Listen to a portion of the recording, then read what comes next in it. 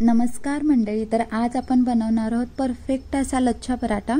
बघू शकता तुम्ही किती छान त्याला लेयर्स पडलेले आहेत। तर परफेक्ट असे लेयर पडण्यासाठी आणि परफेक्ट आपला पराठा होण्यासाठी काही टिप्स सांगितलेले आहेत मी, त्यामुळे व्हिडिओ स्किप न करता बघा। तर इथे मी 1 कप मोजून मैदा घेतलेला आहे। मैदा मी चाळून घेतला होता, सोबतच अर्धा चमचा साखर आणि चवीनुसार मीठ टाकायचं आहे आणि छान मिक्स करून घ्यायचं। जे ड्राय इंग्रेडिएंट्स आहेत ते व्यवस्थित सगळ्या पिठाला लागले पाहिजेत। आता आपल्याला याला मळताना कोमट पाणी आहे त्याचा वापर करायचा आहे, म्हणजे जास्त गरम नाही आणि जास्त गार नाही। कोमट पाण्यामुळे पीठ आहे ते फुलून यायला मदत होते आणि एकदम मस्त असे लेयर्स पडतात आपल्या पराठ्याला, म्हणून कोमट पाणी घ्यायचं।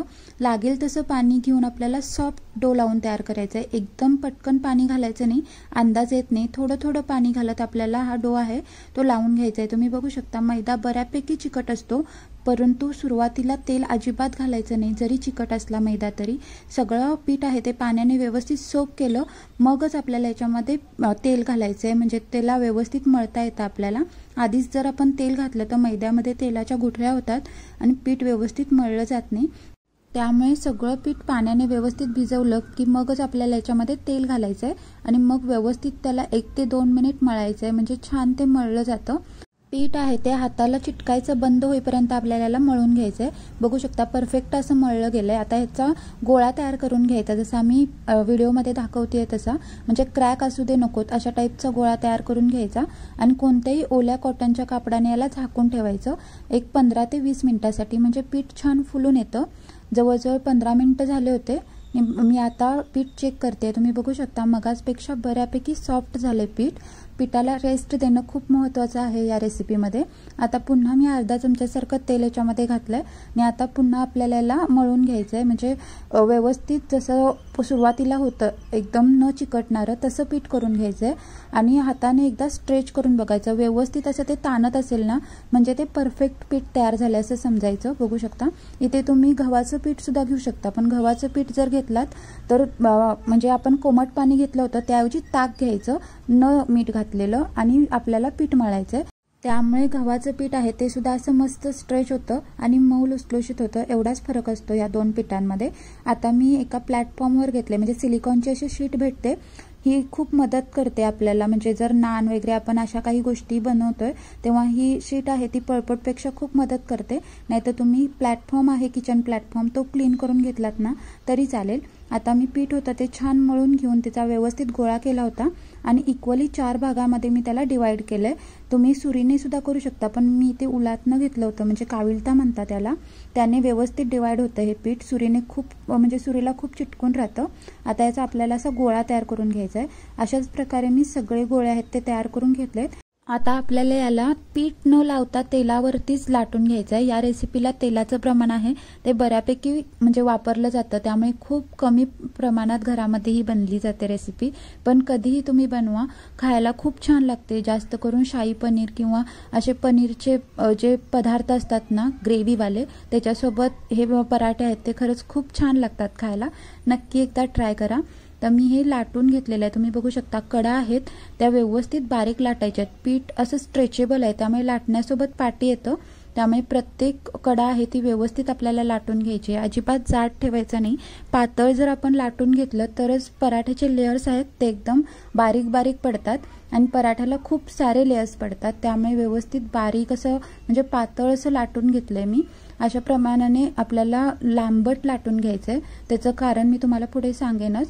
आणि लाटून झाल्यानंतर कोणत्याही ब्रशच्या साहाय्याने तेल लावून घ्यायचं आहे पूर्ण ती पाती आपण जी लाटून घेतले त्या पातीला, आणि वरती सुकं पीठ आहे जे मैद्याचं सुकं पीठ आहे ते असं स्प्रिंकल करायचं आहे आणि जी आपण पाती लाटून घेतली तिचा अर्धा भाग आहे तो बरोबर पातीच्या अर्ध्या भागावरती ठेवायचा। एकदम परफेक्ट दोन्ही भाग मॅच झाले पाहिजेत असं काही नाही, पण साधारण एकामेकावर ते भाग आले पाहिजेत असं ठेवायचं। आणि जे असंच प्रकारचं चिरणं असतं ना करंजी करताना आपण दिवाळीमध्ये वापरतो ते मी इथे घेतलंय, त्याने अशी बारीक बारीक कट द्यायचे। सुरीने जर कट द्यायला गेलं तर सुरीसोबत पीठ आहे ते येतं, हे गोल गोल फिरणार असल्यामुळे इझिली कट बसतात। नाहीतर तुम्ही पिझ्झा कटर वापरलात तरी चालेल। असे एकदम जवळजवळ बारीक असे कट देऊन घ्यायचे आणि एका साईडनं रोल करत आपल्याला हे सगळे कट आहेत ते व्यवस्थित असे गोळा करून घ्यायचे आहेत, बघू शकता। आणि हाताने हलके स्ट्रेच करायचे, खूप जास्त नाही, आणि मग त्याचा आपल्याला रोल करत करत गोळा तयार करून घ्यायचा आहे। हा लच्छा पराठाचा परफेक्ट गोळा असा करून तयार झालेला आहे। याच्यामध्ये आपण खूप बारीक बारीक कट दिल्यामुळे लेयर्स आहेत ते पराठ्याला खूप छान पडतात। अशा प्रकारे सगळे गोळे मी व्यवस्थित इथे करून घेतलेले आहेत। गोळे आधी करून घेतले की नंतर आपल्याला पराठे आहेत ते करताना सोपं होऊन जातं। 1 कप मैद्यामध्ये बरोबर 4 पराठे बनून तयार होतात। तुम्ही त्या अकॉर्डिंग पीठ घेतलात तरी चालेल, म्हणजे तुम्ही किती पराठे करणार आहात ते तुम्हाला अंदाजे कळतं। आता आपल्याला हाताने याला स्प्रेड करायचं आहे, लाटणं लावायचं नाहीये। दोन्ही हाताच्या साहाय्याने आपण जसं थालीपीठ लाटतो म्हणजे थालीपीठ थापतो ना त्या टाईपमध्ये हलक्या हाताने थापायचंय, खूप प्रेशर द्यायचं नाही, तर आतमध्ये आपण एवढ्या सगळ्या लेयर्स करून ठेवल्या होत्या त्या डिस्टर्ब होतात। आणि तवा हलका गरम पाहिजे, खूप जास्त गरम करायचा नाही, नाहीतर लगेचच वरची लेयर आहे ती कलर बदलते। आपल्याला खूप स्लो म्हणजे एकदम स्लो त्याला भाजायचं आहे, एकदम बारीक गॅसवरती, नाहीतर मग आतमधून पराठा आहे तो कच्चा राहतो। बघू शकता मी पराठा परतल्यानंतर पाठीमागची बाजू आहे ती जरा सुद्धा चेंज झालेली नाहीये। अशी आपल्याला 30-30 सेकंदावरती परतत आपल्याला हा पराठा आहे तो भाजून घ्यायचा आहे। जवळजवळ 5 मिनिटं 4 ते 5 मिनिटं लागतात एक पराठा शेकण्यासाठी, तरच त्याच्या लेयर्स आहेत त्या व्यवस्थित निघतात।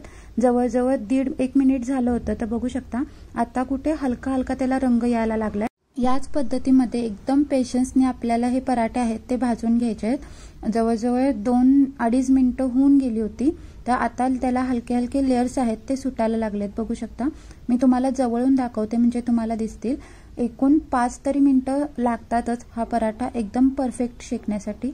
हे बघा 2 मिनिटं होऊन गेलेत, तर आता कुठे याचे लेयर्स आहेत ते हलके हलके सुटायला लागलेत। पूर्ण लेयर्स सुटायला अजून खूप वेळ आहे, म्हणजे जवळजवळ 2-3 मिनिटं अजून तरी लागतीलच। एकदम वरून असा क्रिस्पी होतो, तो कलर पूर्ण चेंज होतो आणि आतपर्यंत भाजला जातो। म्हणजे रीलमध्ये आपल्याला वाटतं 1 मिनिटाच्या की पटकन भाजून पटकन त्याचे पटपट लेयर सुटलेत, पण तसं होत नाही। रियालिटी हीच आहे, हा जर पराठा तुम्हाला खायचा आहे तर भाजायला खूप वेळ द्यावा लागतो। खूप छोट्या प्रकारचा आपण हा पराठा करतो, तर एका वेळी तुम्ही 3 भाजलात ना तरी चालेल, पण पूर्ण वेळ देऊन भाजायचा तरच तो परफेक्ट होतो। बघू शकता जवळजवळ 5 मिनिटं झाली होती आणि आत्ता कुठं त्याच्या लेयर्स आहेत त्या एकदम परफेक्ट सुटलेत आणि त्या परफेक्ट भाजून तयार झालेले आहेत। आतमधून बघू शकता एकदम तो भाजला गेलाय, अजिबात कच्चा नाही। जर वरून कलर नुसता आला आणि आतून कच्चा राहिला तर हा पराठा खाल्ला जात नाही, त्यामुळे परफेक्ट असा भाजायचा। हलका गार झाला होता तर मी तुम्हाला दाखवते याचे ॲक्च्युअल लेयर्स कशा आलेत, त्यामुळे व्यवस्थित असं भाजणं गरजेचं आहे अशा लेयर्स तुम्हाला हव्या असतील तर। तुम्हाला आजची रेसिपी कशी वाटली मला नक्की कमेंट करून सांगा। आवडली रेसिपी, युजफुल वाटली तर रेसिपीला नक्की लाईक करा, चॅनलला सबस्क्राईब करा। पुन्हा भेटू, बाय बाय।